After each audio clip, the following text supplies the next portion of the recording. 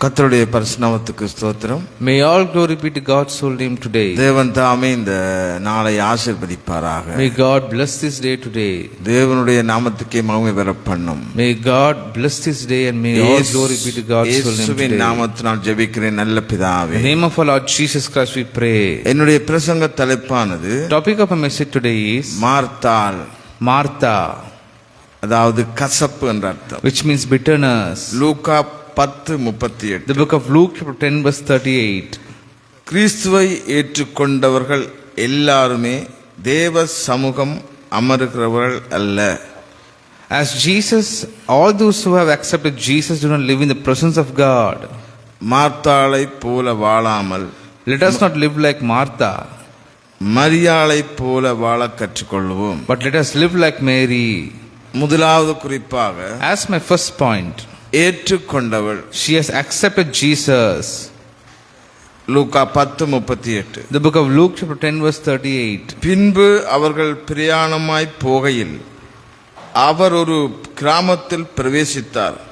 அங்கே மார்த்தாள் என்னும் பெயர் கொண்ட ஒரு ஸ்திரீ அவரை தன் வீட்டிலே ஏற்றுக்கொண்டாள். As Jesus and his disciples were on their way, he came to a village where a woman named Martha opened a home to him. கவனியுங்கள்.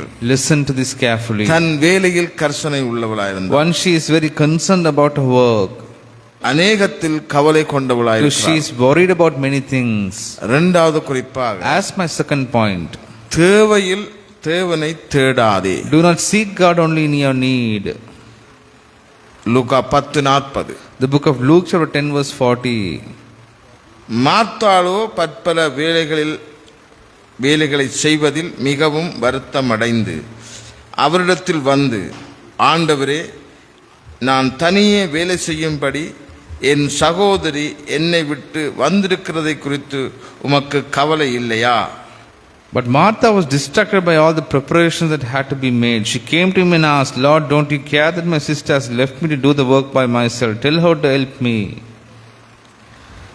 முதலாவது One, குற்றம் சாட்டுதல். blaming others. இரண்டாவது மனித எதிர்பார்ப்பு. To human expectation. மூன்றாவது காரியம் 3, நான் மட்டும் I am alone.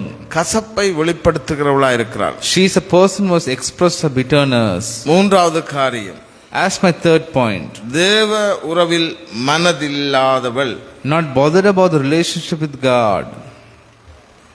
தேவ பாதம் அமரவில்லை.